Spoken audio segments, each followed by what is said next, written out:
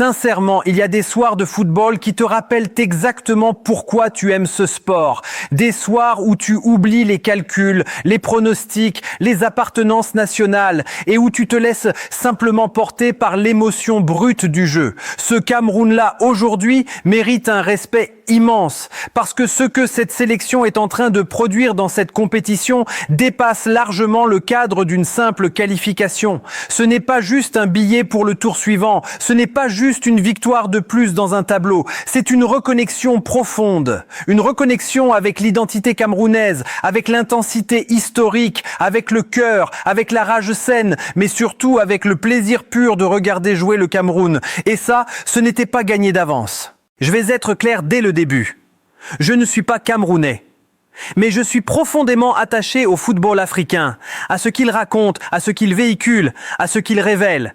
Et honnêtement, cette équipe est en train de me redonner une joie sincère de suivre le Cameroun match après match. Il y a quelque chose de vrai, de franc, de lisible dans ce que propose cette sélection. Et justement, ce qui rend tout cela encore plus fort, c'est le contexte. Parce qu'on sort de périodes compliquées. Des années de tensions internes, de conflits de gouvernance, de débats stériles, de distractions extrasportives qui ont parfois fait oublier l'essentiel, le terrain.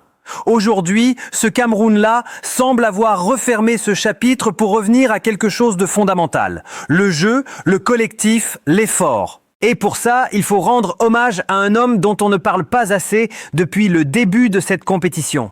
Un homme arrivé presque dans le silence, sans grande conférence de presse, sans slogan creux, sans promesses irréalistes, David Pagou. Monsieur, respect, applaudissements sincères, parce que ce que l'on sent chez lui est rare. On sent un entraîneur qui aime profondément le football, qui en parle avec simplicité, qui n'essaie pas de réinventer la roue. Il revient aux bases, mentalité, énergie, collectif, discipline, rien de magique, rien de surjoué, rien de marketing, juste le football dans ce qu'il a de plus brut, de plus honnête. Et paradoxalement, c'est souvent ce qui fonctionne le mieux dans une compétition comme la CAN. Dans ce Cameroun-là, il y a évidemment un symbole, un visage, un joueur qui cristallise à lui seul tout ce renouveau. Kofan, le diamant, le génie, le gamin de 19 ans qui joue comme s'il était là depuis 10 ans. Un joueur qui ne joue pas avec la peur, qui ne joue pas avec le frein à main.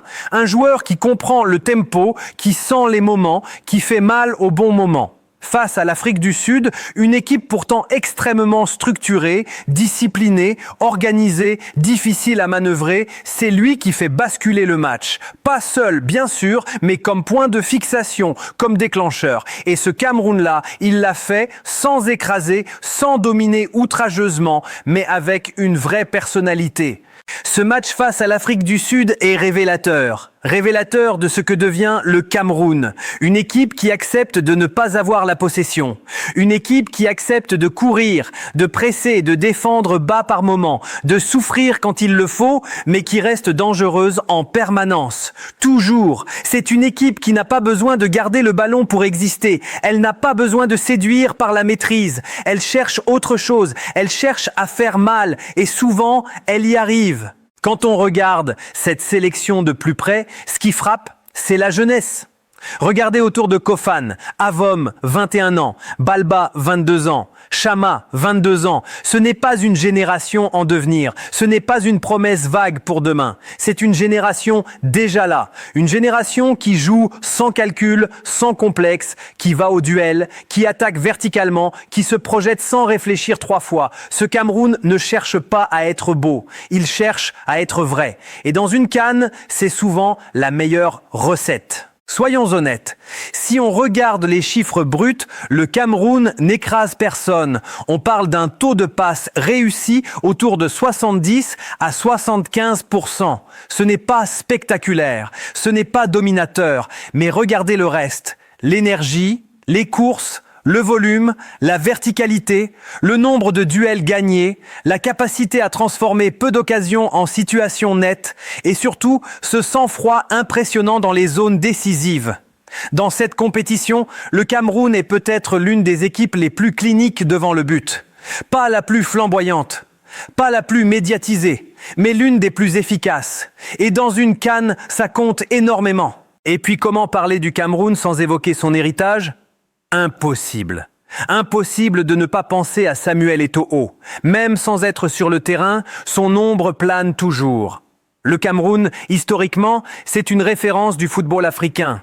Une nation qui a bâti son identité sur la puissance, le caractère, l'exploit, le refus de la fatalité. Et cette équipe-là semble vouloir rappeler tout ça au continent.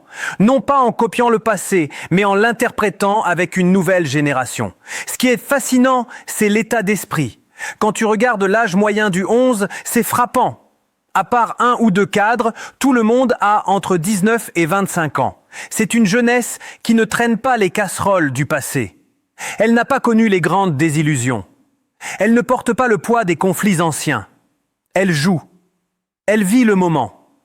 Elle avance. Et maintenant arrive le choc. Celui qui fait déjà vibrer toute l'Afrique. Cameroun-Maroc. Le pays organisateur face à une équipe libérée, intense, verticale. Un affrontement de style. Une opposition mentale et tactique absolument fascinante. Le Maroc avance avec une énorme pression populaire. Le Cameroun arrive sans filet, sans obligation. Avec une énergie presque contagieuse. Tactiquement, le duel est passionnant. Le Cameroun aime presser haut, très haut. Il aime provoquer l'erreur, étouffer, imposer le duel. Le problème, c'est que le Maroc adore les espaces.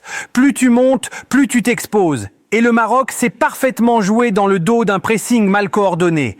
C'est là que le Cameroun devra être intelligent. Presser, oui, mais ensemble, synchronisé, compact. La moindre ligne cassée peut coûter très cher. Mais inversement, le Maroc devra se méfier, parce que ce Cameroun n'a pas besoin de dominer pour exister. Une récupération haute, une projection rapide, une course de Kofan, et tout peut basculer en 10 secondes. Mentalement aussi, le rapport de force est intéressant. Le Cameroun n'a rien à perdre. Le Maroc a tout à défendre. Et dans ce genre de match, ça change beaucoup de choses. Le public pousse, oui, mais la pression peut aussi devenir un poids. Il y a beaucoup d'erreurs de lecture qu'on entend déjà. Sous-estimer le Cameroun parce qu'il ne maîtrise pas le ballon. Mauvaise analyse. Croire que cette équipe est naïve parce qu'elle est jeune. Faux. Penser que le match contre l'Afrique du Sud était facile. Totalement faux. C'était un match dur, usant, piégeux, qui a forgé mentalement cette équipe. Alors, concrètement, que faut-il observer? Les 10 premières minutes. Les duels, la coordination du pressing, les transitions, la gestion des temps faibles, la capacité à rester fidèle à son identité sans tomber dans l'excès et surtout la lucidité. Le football reste imprévisible, rien n'est écrit, pas de certitude, pas de haine, juste du respect pour le jeu. Mais une chose est sûre, ce Cameroun-là ne triche pas.